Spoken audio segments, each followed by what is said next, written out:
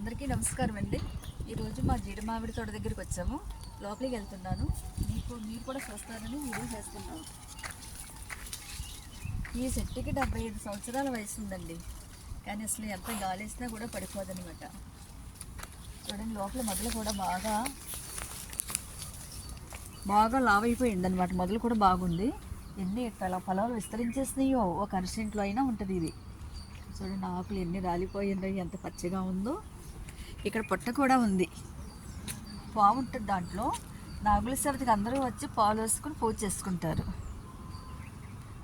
పాము ఉంటుంది అనమాట. పాము కూడా బాగా లావే, త్రాసుపామే ఉంది, నాగేంద్రుడు. అందుకని అందరూ ఇక్కడికే వస్తుంటారు.